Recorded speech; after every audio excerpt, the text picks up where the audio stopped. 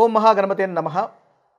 2025వ సంవత్సరంలో గురుగ్రహం యొక్క మార్పు వల్ల ఇక కన్యారాశి వారి యొక్క ఫలితాలు కనుక మనం చూసినట్టయితే ఈ కన్యారాశి వారికి గురుగ్రహము 9వ స్థానంలోనూ అదేవిధంగా దశమ స్థానంలోనూ సంచారం చేస్తుంది. అంటే మే 15 కంటే ముందు 9వ స్థానంలోను, మే 15 తర్వాత దశమ స్థానంలోనూ సంచారం చేస్తుంది. అయితే 9వ స్థానం అంటే భాగ్యస్థానంలో సంచారం చేస్తుంది కాబట్టి లక్కు అనేది మీకు కలిసి వస్తుంది. అంటే మే వరకు మీకు మంచి అదృష్టం కలిసి వస్తుంది.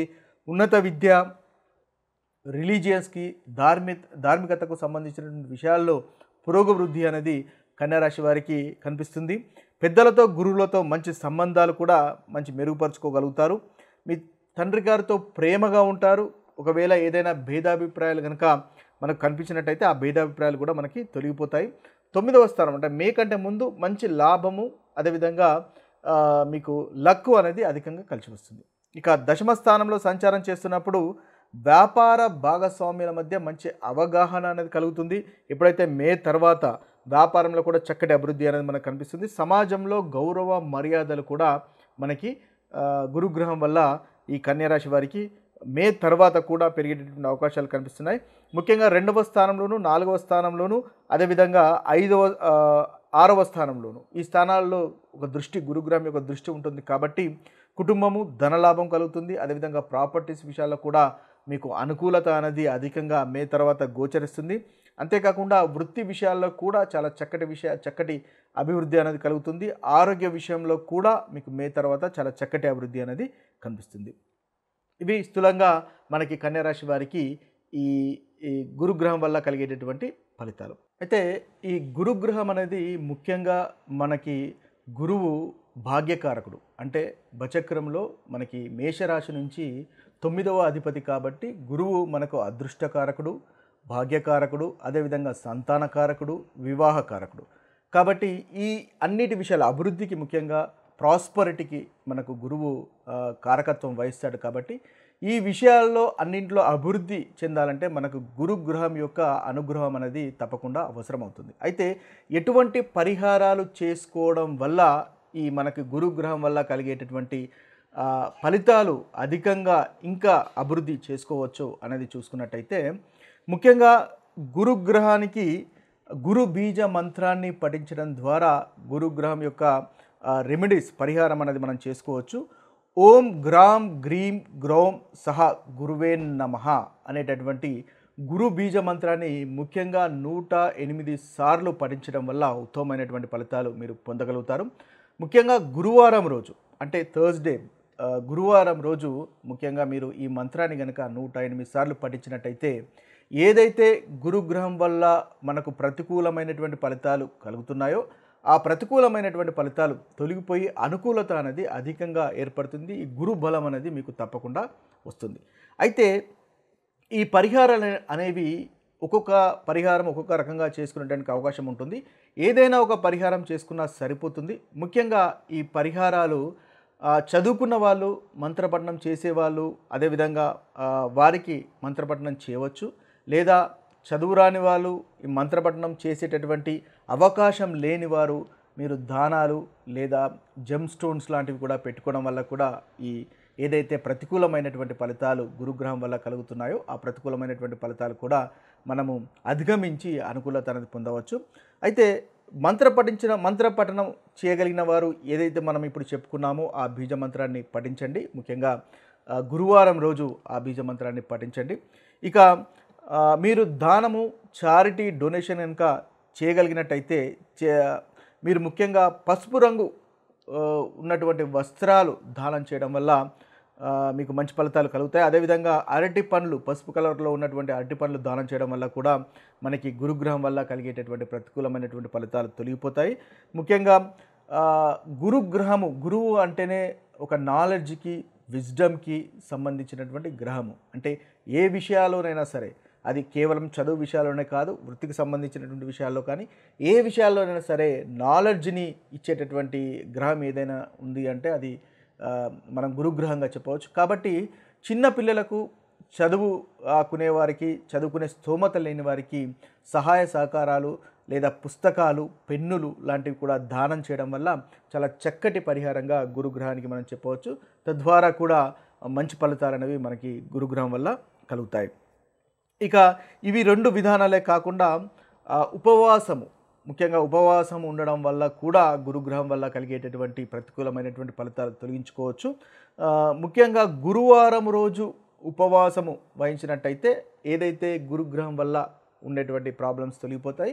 ఇంకా అనుకూలత కనుక గురుగ్రహం వల్ల ఉన్నట్టయితే ఈ అనుకూలతలో ఇంకా అభివృద్ధి అనేది మనకి తప్పకుండా గోచరిస్తుంది. ఈ పద్ధతిలో కూడా మీరు ఉపవాసము ప్రతి గురువారము చేసుకోవడం వల్ల మంచి ఫలితాలు, ప్రాస్పరిటీ కానీ, మీకు అభివృద్ధి కానీ, సంతాన విషయంలో కానీ, వివాహ విషయంలో కానీ, అదేవిధంగా భాగ్యము, లక్, అదృష్ట విషయంలో కానీ ఉత్తమమైనటువంటి ఫలితాలు కలుగుతాయి. ఇక జెమ్ స్టోన్స్ ద్వారా కూడా మీరు ఈ గురుగ్రహానికి సంబంధించినటువంటి పరిహారంగా చేసుకోవచ్చు. ముఖ్యంగా కనక పుష్యరాగాన్ని ధరించడం వల్ల గురుగ్రహం వల్ల కలిగేటటువంటి ఇబ్బందులు మనం అధిగమించుకోవచ్చు. ఈ కనక పుష్యరాగాన్ని ఇండెక్స్ ఫింగర్ అంటే ఏంటంటే చూపుడు వేలుకు ధరించుకోవడం వల్ల మంచి ఫలితాలు పొందుతారు. చూపుడు వేలికే కాదు, ఉంగరపు వేలుకు కూడా మనము ఈ కనక పుష్యరాగాన్ని ధరించుకోవచ్చు. తద్వారా ఈ గురుగ్రహం వల్ల కలిగేటటువంటి ఇబ్బందులు తొలగిపోతాయి. వివాహం కాని వారికి వివాహం కానీ, సంతానం కాని వారికి సంతానం కానీ, అభివృద్ధి, ప్రాస్పరిటీ ఓవరాల్ కావాలనుకున్న వారికి తప్పకుండా ఆ ఫలితాలు అనేవి కలుగుతాయి. ఇక మనము కలర్ ద్వారా కూడా మనం పరిహారం చేసుకోవచ్చు. ముఖ్యంగా గురువారం రోజు ఎల్లో కలర్ దుస్తులు ధరించడం వల్ల కూడా మంచి ఫలితాలు అనేవి మీరు పొందగలుగుతారు.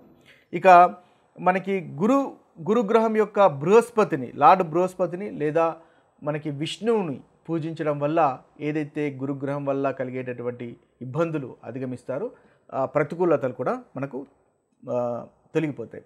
అయితే అంతేకాకుండా ఇలాంటి పరిహారాలే కాకుండా ముఖ్యంగా మన ప్రవర్తన ద్వారా కూడా ఏదైతే గురుగ్రహం వల్ల కలిగేటటువంటి ఇబ్బందులను మనం తొలగించుకోవచ్చు. ఏ విధంగానంటే గురువు అంటేనే ఒక ఎల్డరీ ఫిగర్, అంటే మనకి ఒక గురు సమానులు, టీచర్ సమానులు లాంటి వారికి గురుగ్రహం అనేది జీవితంలో కారకత్వం వహిస్తుంది. కాబట్టి ముఖ్యంగా మీ యొక్క ఉపాధ్యాయులకు కానీ, పెద్దలకు కానీ, గురు సమానులకు కానీ రెస్పెక్టు, గౌరవము ఇవ్వడం వల్ల ఏదైతే గురుగ్రహం వల్ల కలిగేటటువంటి ప్రతికూలమైనటువంటి ఫలితాలు ఉన్నాయో ఆ ప్రతికూలమైనటువంటి ఫలితాలు కూడా తొలగిపోతాయి.